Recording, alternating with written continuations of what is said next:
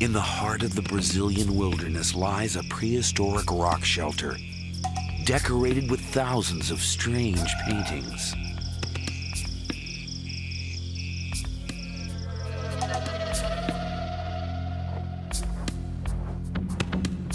South American archaeologists are finding unusual human remains.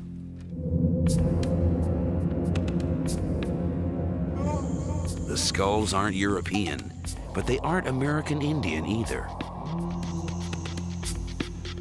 They belong to none of the prehistoric races known to have set foot in the New World. These skulls are as old as the Ice Age. So who were these first people to discover the Americas? And what became of them? Did they all disappear? Or did some of them survive?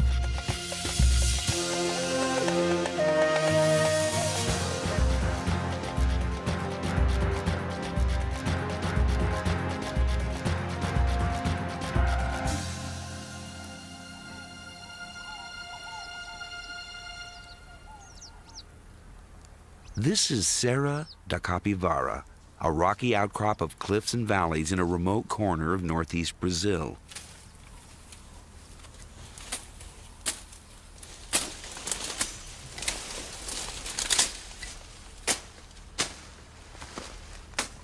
Local farmers have long known about these rock shelters hidden behind the brush.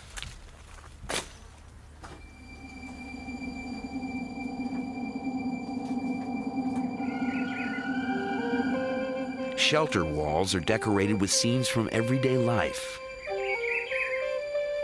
A net to catch deer. A stick to collect honey from a beehive. A hand shielding the eyes. Here, 3 people are helping a pregnant woman give birth.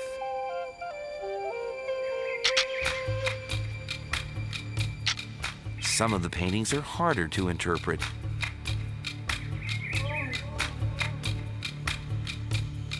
These curious-looking figures are thought to be men in disguise, dancing with women.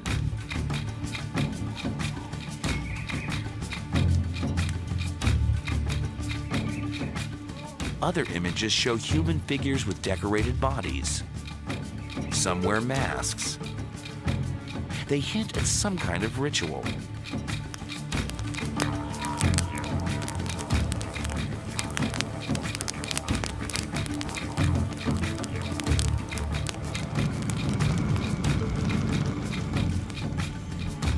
No one yet has figured out what these scenes mean. But local farmers claim to know who originally painted them.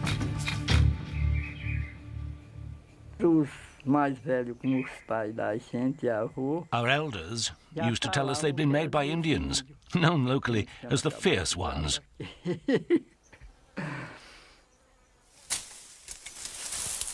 Indians were the obvious candidates.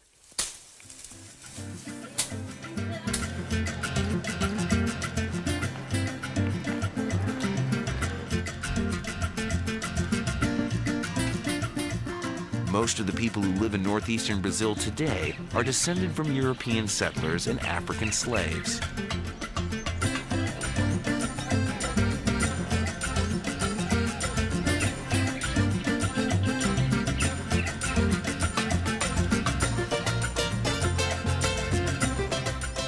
But these ancestral groups arrived in Brazil just 500 years ago.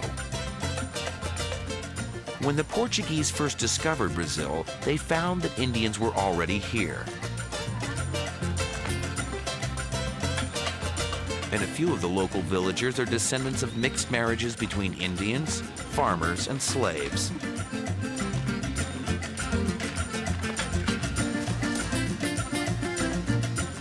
Indians, in fact, had been in America for thousands of years.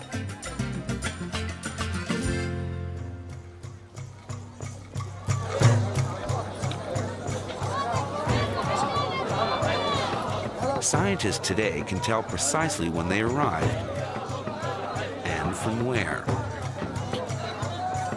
All native peoples in South and North America belong to a racial type known as Mongoloid. They're descended from the ancient peoples of Siberia.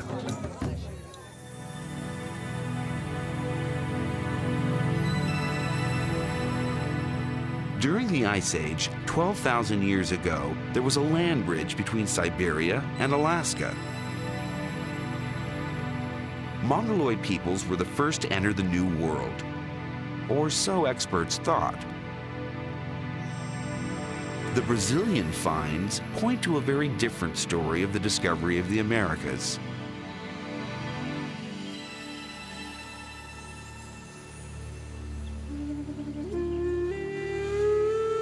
The paintings on these rock shelters are much older than the Indians.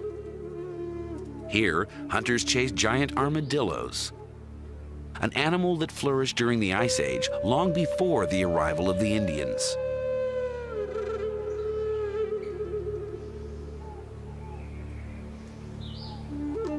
There's a playful feel to many of the scenes. Here, a group of men are standing on each other's shoulders, just like a circus act. And here, a rare romantic moment.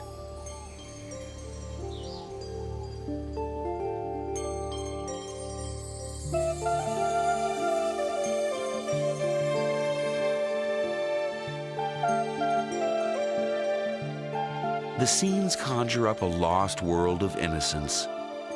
How long ago was this primeval paradise?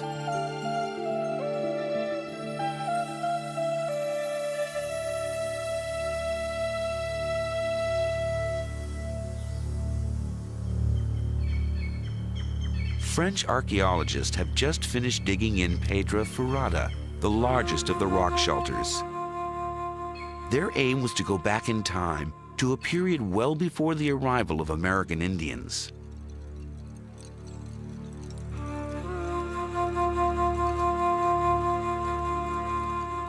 Every foot they dug took them thousands of years back into prehistory. When they reached layers 40,000 years old, they found these.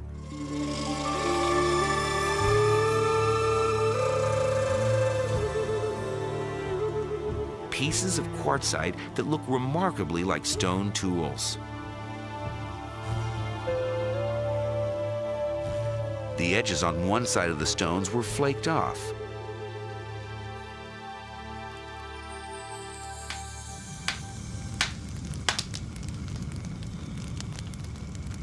Were these stones shaped into cutting tools by human hands? If so, then the history of the discovery of the Americas would have to be rewritten. But if people had been here before the American Indians, surely there would be other traces of their presence. The archaeologists continued to dig, down to depths 50,000 years old. And then they found this.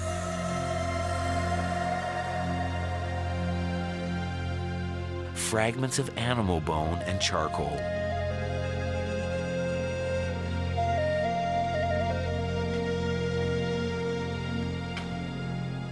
For Anne-Marie Passy, one of the archaeologists involved in the dig, these fragments were proof of human occupation.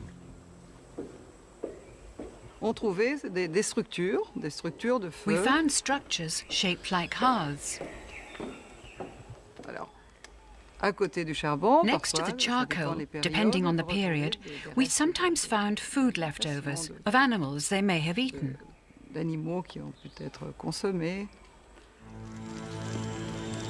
The Brazilian finds show that the New World was discovered tens of thousands of years earlier than previously believed, certainly well before the time of the American Indians. But who were these pioneers? A much earlier wave of Mongoloids, or another race altogether? Clues to the identity of the first Americans are emerging in rock shelters in the northeast and southeast of Brazil.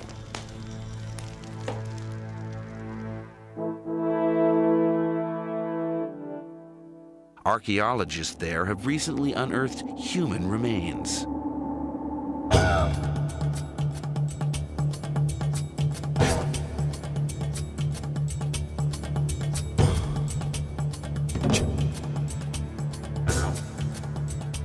Prehistoric skulls were found buried in layers of soil 9,000 to 12,000 years old.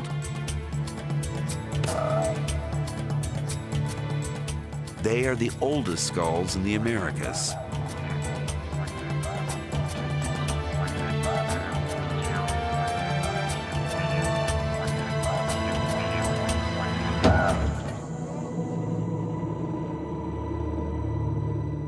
And this is the oldest of them all. The skull of a young woman nicknamed Luthia by scientists. Can she tell us who the first Americans were?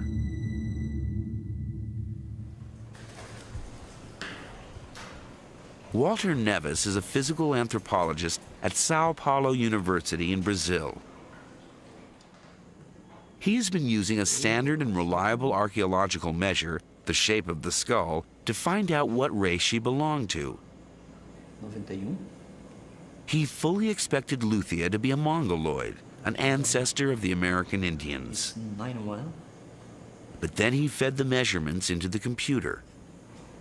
When we started running the computer and seeing the results, it was amazing because we realized that the statistics, the quantitative analysis we were doing was not showing just people to be Mongoloid. In fact, the analysis was showing just people was anything except Mongoloid.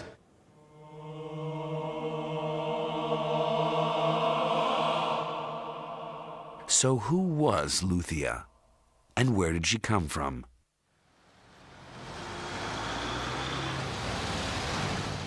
To find out, the skull was taken to a hospital in Rio de Janeiro to begin the process of reconstructing her face. The first stage was to make a three-dimensional CAT scan of Luthia's skull in order to build a replica.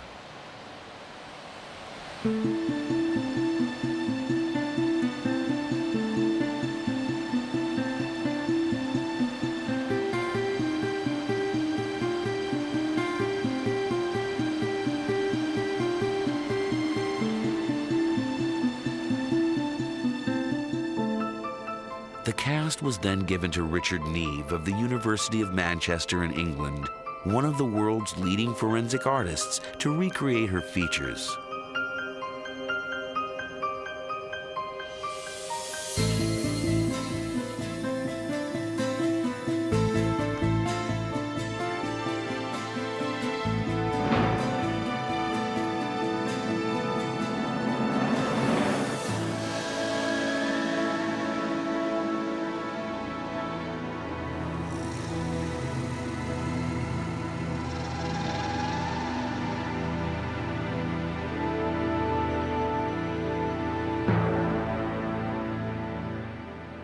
That, to me, is a Negroid face that has all the features you associate with a Negroid face.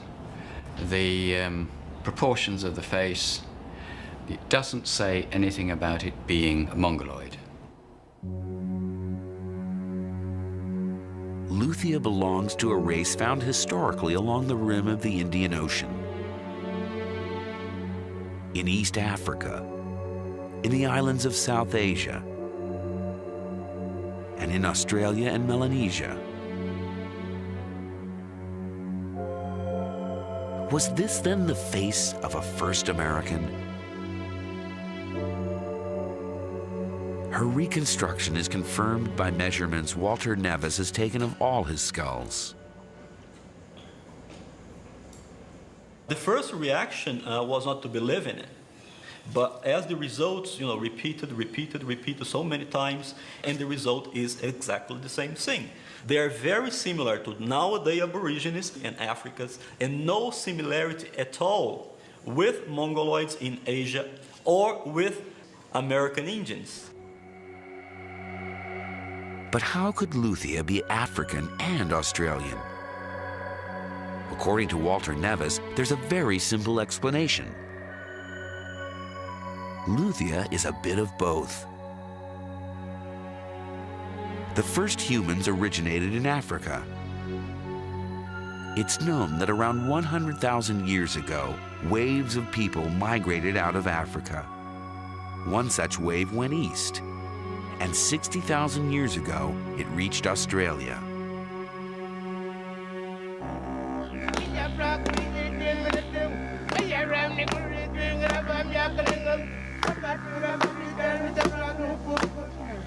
Luthia, it seems, belonged to a race of humans descended from Africans, a race that eventually became today's Australian Aborigines.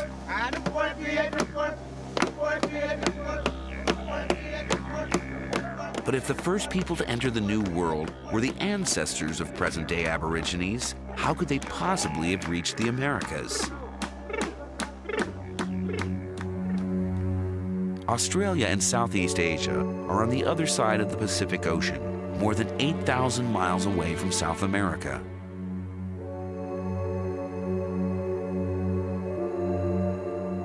It's true that during the Ice Age, there was a land bridge between Siberia and Alaska.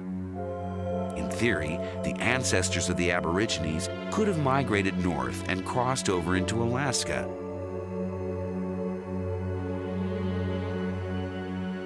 But they wouldn't have made it very far. A permanent mass of ice sat on Canada for thousands of years.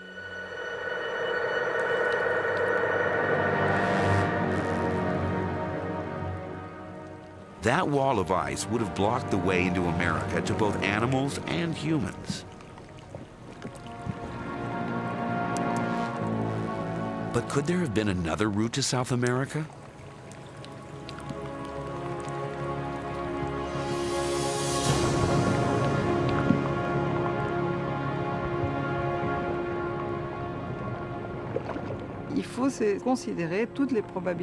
One has to consider all the probabilities. It's much simpler to cross the ocean than to adapt to the cold of the North Pole. After all, you do need to develop a fairly sophisticated technology to survive in the cold.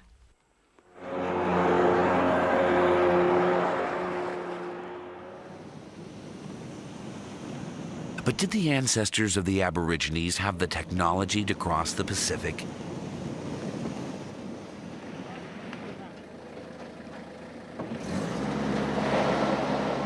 These are the Tiwi people, an Aborigine clan living on Bathurst Island, just off the northern coast of Australia. As far back as they can remember, their way of life has always revolved around the sea.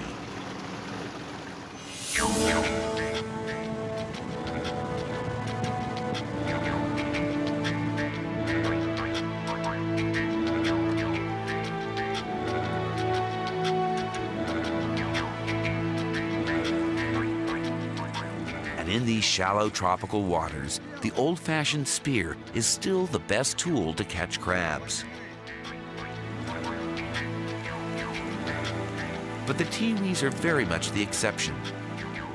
Most Aborigines live on the mainland and have no seafaring heritage.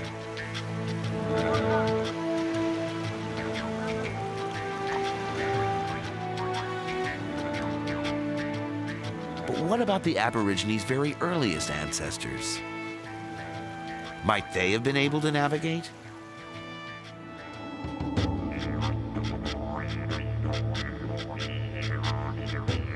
Curiously, the best clues to the culture of the first Australians are to be found far away from the coasts.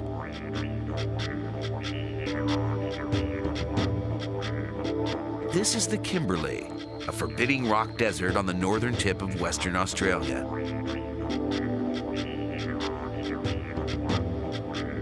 Today, the place is uninhabited. But during the Ice Age, 20 to 50,000 years ago, these were hunting grounds for the first Aborigines.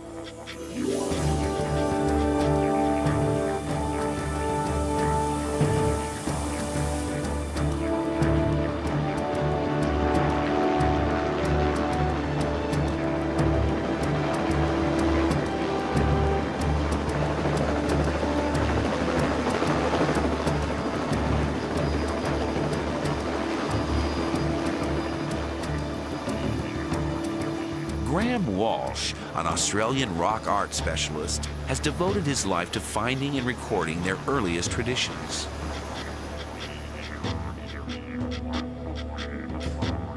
The area is surrounded by rock shelters, many of them decorated with images painted tens of thousands of years ago.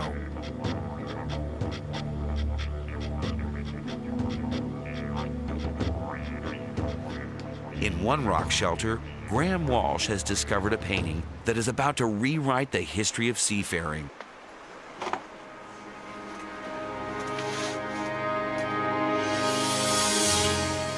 It's the oldest painting of a boat anywhere in the world.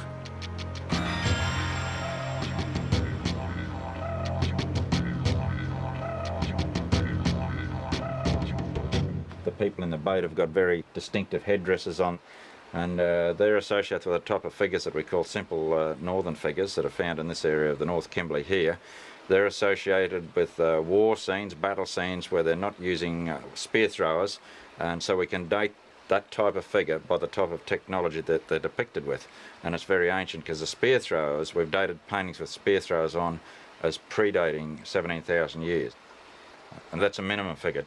I think it will go back much, much older than that, up to 50,000 years ago. What's remarkable is that the boat seems to have been designed with a very specific purpose in mind. You can see by the type of watercraft with the high prow on it, it appears by watercraft experts, they tell me it's an ocean-going type craft with this high nose. There's no need for all the sort of high prows and that in still water. So you're looking at some sort of craft that's been used for the open sea. In this remote rock shelter is the first indication that the ancestors of the Aborigines did indeed have the technology to sail, and perhaps even to navigate the oceans.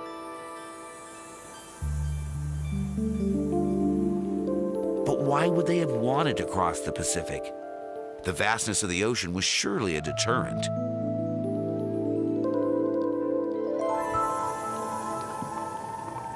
More and more, scientists are convinced that the very first ocean crossings may have happened by accident.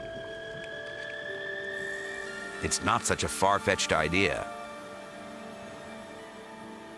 Il y a 3 ans, 3 years ago, 5 fishermen, well, only 2 made it out of the original 5, set off in the middle of a storm off Africa. They arrived here in Brazil. They decided to stay. They didn't want to return to Africa. Sure, it was an adventure, an odyssey, but they made it in just 3 weeks.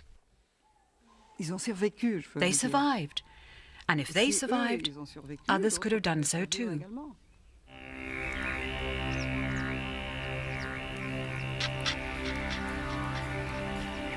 If the ancestors of the Aborigines did reach South America by chance, they would have been the first people to settle the New World.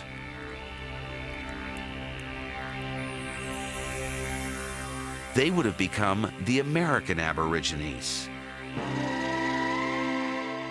But if this is what happened, where are their descendants? Why are there none of these American Aborigines in North and South America today? One possibility is that for a long time they lived alone in the continent, leading an idyllic life, free from invaders.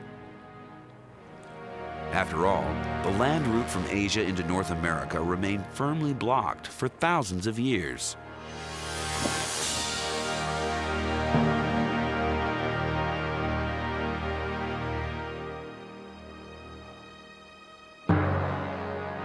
But around 14,000 years ago, the climate began to warm up.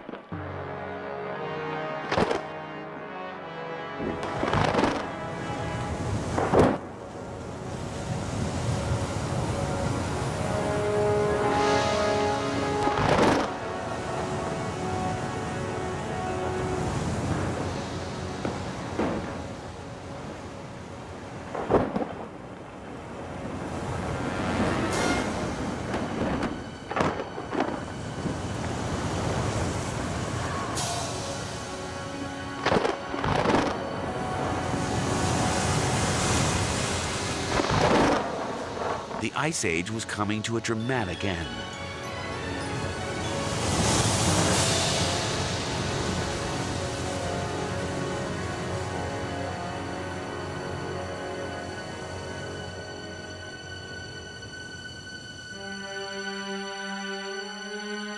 In Alaska, an ice corridor opened up.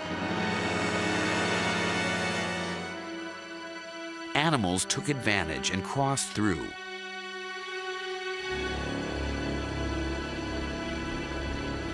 Chasing them were Mongoloid hunters. It's well known that around 12,000 years ago, the ancestors of today's American Indians entered the New World. The Mongoloids moved swiftly, colonizing North and South America in just a few thousand years. That's precisely the time frame when scientists believe the American Aborigines begin to disappear. Could the Mongoloids have replaced the Aborigines? This is very clear in South America. All populations I have in my data set from the whole South America, okay, from 7,000 to the present, they're absolutely classic Mongoloid. And everything I have with more than 9,000, okay, is absolutely non-Mongoloid. So I would say this replacement occurred between 9 and 7,000 years ago.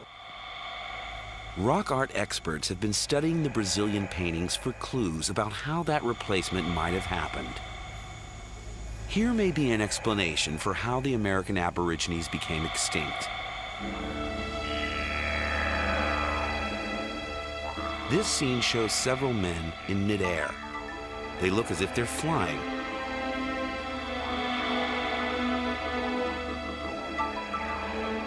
At first, scientists assumed they reflected the playful lifestyle of the American Aborigines.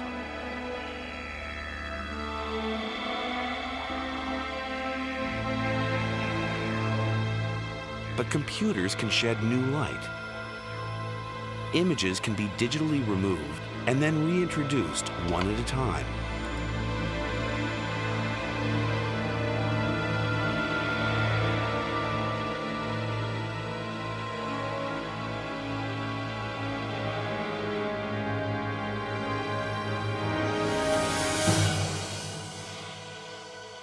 The happy flying figures turn out to be just one figure, a warrior leaping through the air to spear an enemy.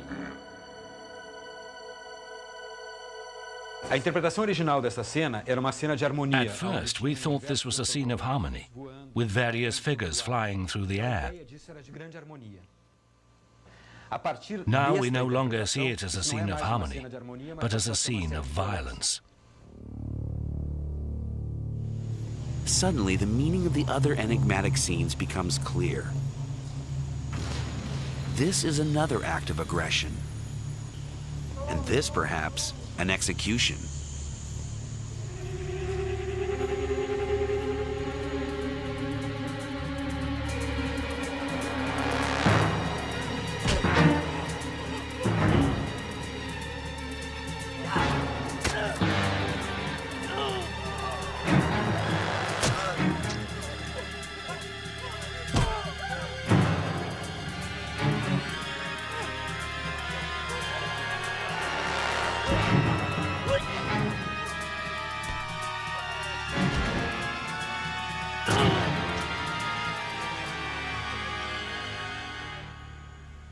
Were the Mongoloids at war with the Aborigines? Tellingly, these scenes only begin to appear after the arrival of the Mongoloids. Jusqu'à 9000 ans, on n'en trouve pas une. Until 9,000 years ago, we don't find a single scene of violence. And this coincides with finds which show an increase in population. Ça coïncide. On peut pas tirer des conclusions. We can't draw any conclusions, but there is an increase in small tribes, and violence becomes very important. La violence commence à devenir très important. Conquest by the Mongoloids would explain why there are no Aborigines in the Americas today. They were wiped out.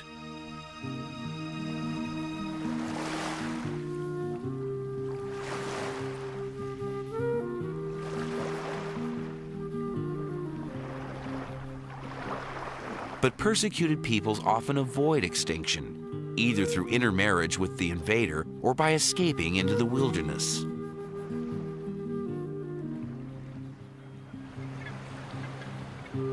Could some American Aborigines have survived in a remote corner of the New World?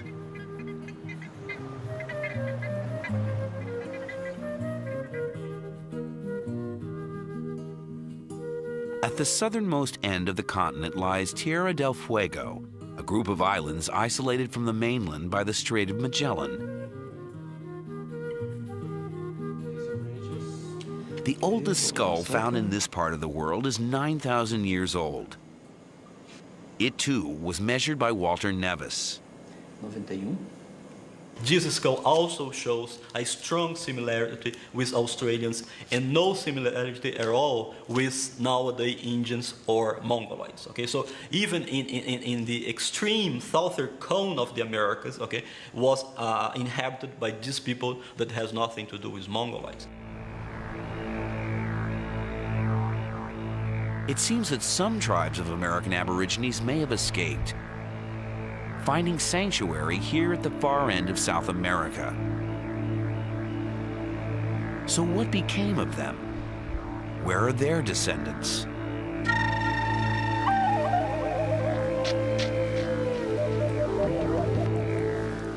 When the first Europeans explored Tierra del Fuego, they encountered bands of hunters and gatherers, the Fuegians.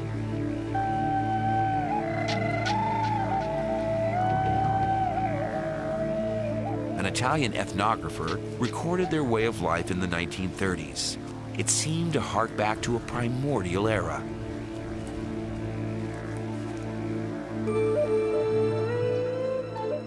Sisters Cristina and Ursula Calderon are children of those hunters and gatherers. They were born just over 70 years ago in this small village, now abandoned. Could these sisters be actual descendants of Luthia and the American Aborigines? On the face of it, no. Their appearance is not very different from that of other Native Americans.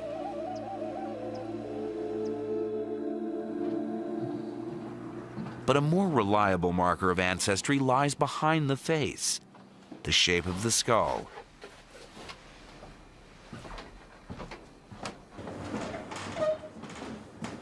The local museum houses several skulls of modern Fuegians, recent ancestors of Cristina and Ursula.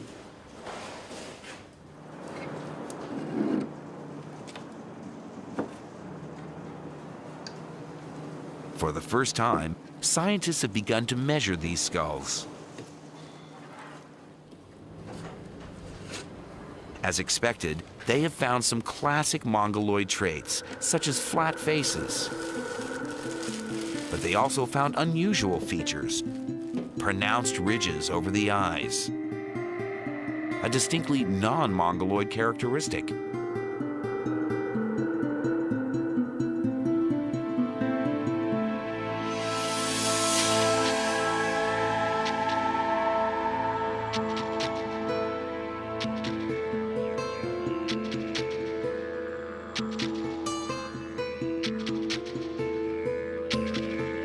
Apparently, Fuegians were somehow related to the ancestors of the Australian Aborigines.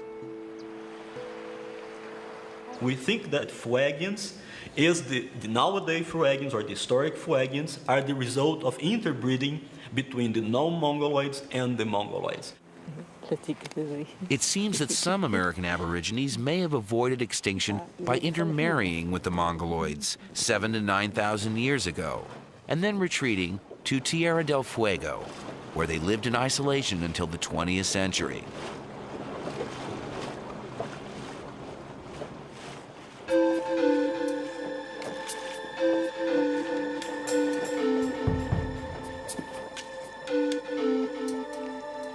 But the Aborigines were originally a race adapted to life in the tropics. How could they have survived in this cold and damp corner of South America?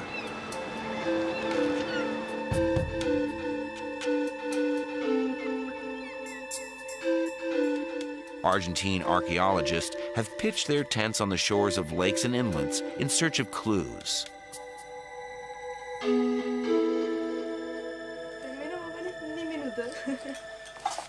On this beach, they found mounds of mussel shells. Secuencia de valvas que si la miras se está clavando dentro o por debajo. The oldest layer is 6,000 to 7,000 years old. Is this ancient garbage left behind by American Aborigines?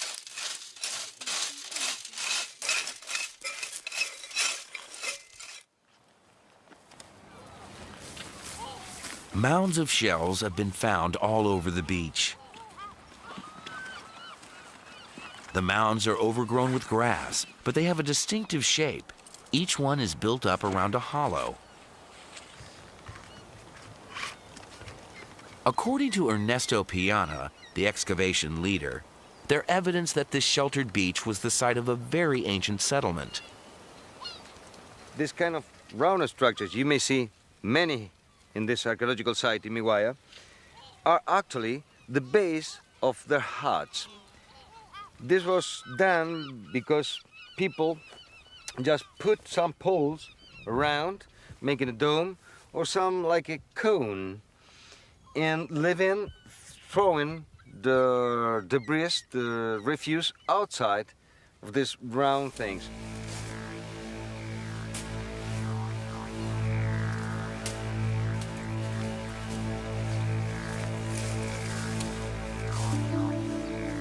Alongside the very same beaches, similar huts were being built by the Fuegians until just 60 years ago.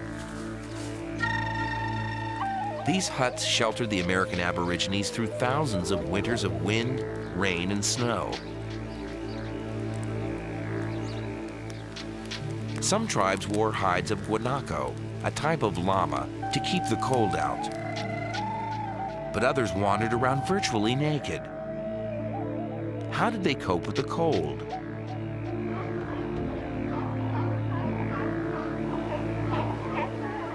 Tierra del Fuego was surrounded by colonies of seals. Seal oil rubbed on the skin offered protection against the cold and damp. It was also especially high in calories. A spoonful a day provided extra resistance to the cold. We were given spoonfuls of seal oil. That's how I grew up healthy. And I guess that's why I'm still here today. They said it was very good for the kids, but only in winter, not in summer. Because in summer your face comes out in a rash of spots.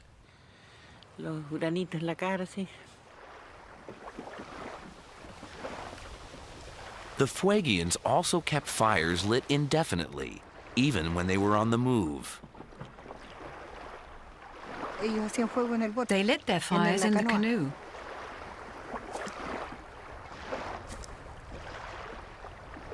And I'd ask, how come the boat doesn't burn? No, the fires were lit on a layer of damp grass. So long as the fire is small, the canoe doesn't catch fire.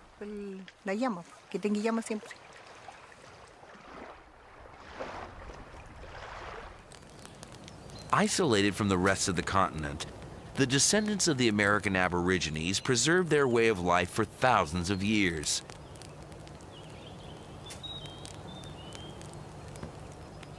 But there's something else. They appear to have also kept alive their rituals.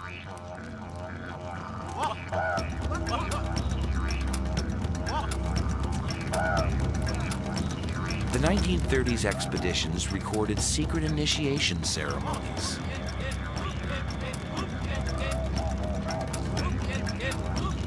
Before boys could be led into the secrets of the tribe, they had to face up to spooks and spirits.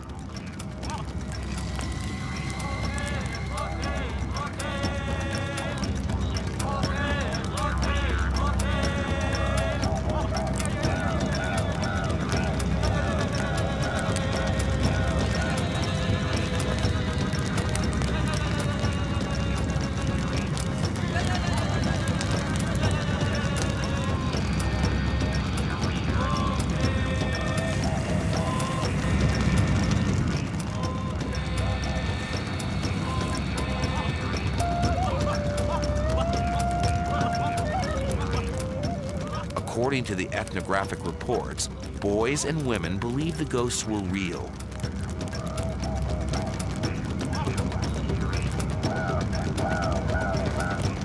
Could such rituals help decipher the enigmatic scenes on the Brazilian rock shelters? The dancing spooks, with their masks and stripes, are strangely familiar.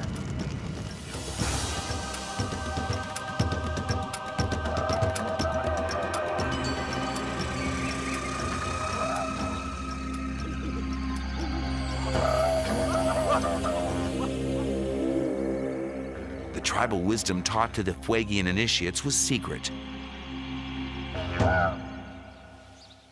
It was only revealed to men. Women were kept in the dark. Any speculation about it was, and still is, strictly taboo. They said it was a very secret ritual. That's why we never talked about it. Only the men were supposed to know about it.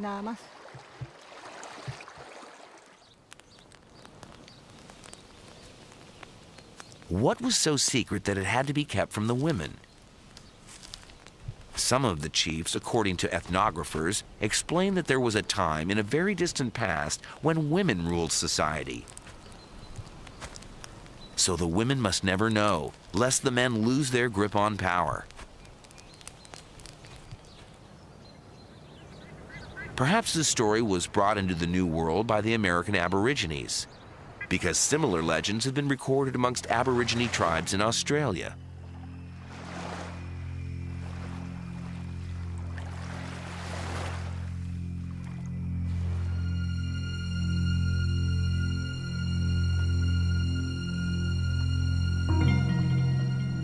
Amazingly, traditions of the first peoples of Australia appear to have been preserved here at the utmost end of the earth by a small band of their descendants.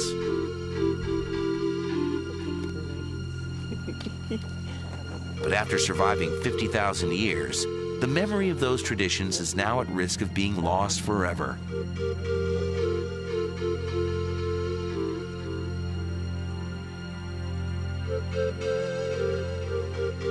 The arrival of white settlers in the late 19th century pushed the native people of Tierra del Fuego to the brink of extinction.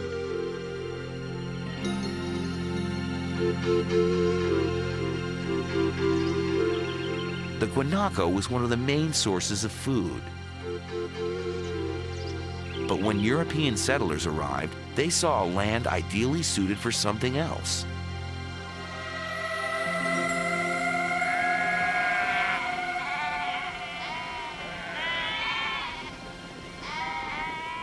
Gradually, the guanaco hunting grounds were transformed into vast sheep stations.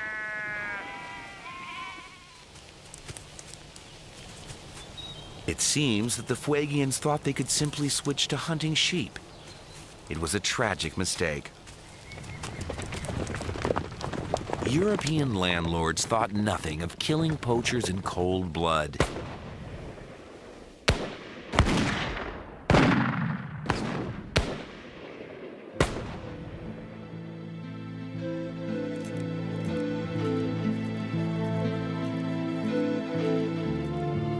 Christian missionaries tried their best to help the natives adapt to the changing circumstances.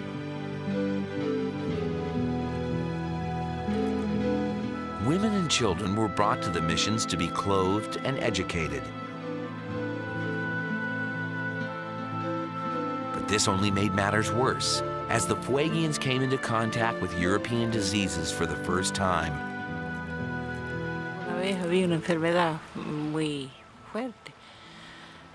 There was a virulent disease, and many died from that. A few survived, but then came a stomach illness, and many more died. Many babies and adults. I was ill too, but I pulled through.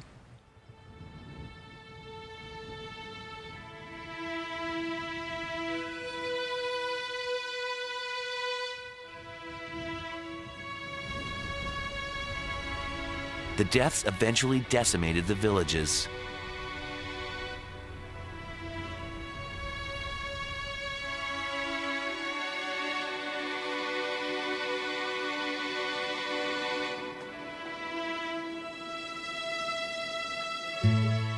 "30 years ago, Christina and Ursula had to abandon the village where they grew up and move into a white settlement.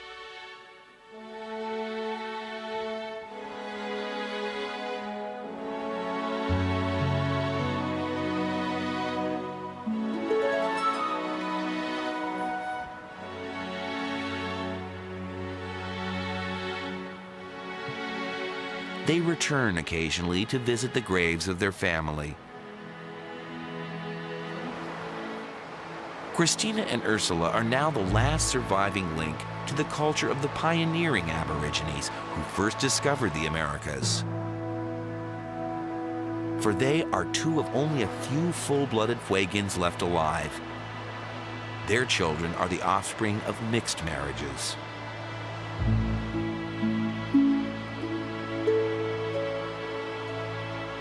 Just as it did 9,000 years ago, intermarriage, this time with Europeans, may save something of the American Aboriginal culture from complete extinction.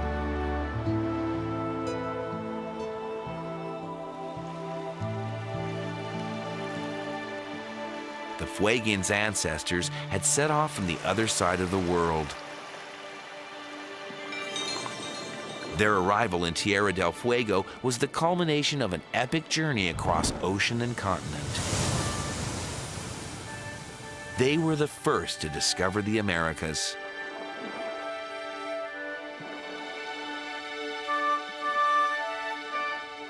"50,000 years later, their descendants have dwindled to a handful of survivors. But who knows? Perhaps the Fuegians were not the only Aborigines to survive the arrival of the Mongoloids. Maybe another tribe of long-lost American Aborigines is awaiting discovery in some remote corner of the Brazilian jungle.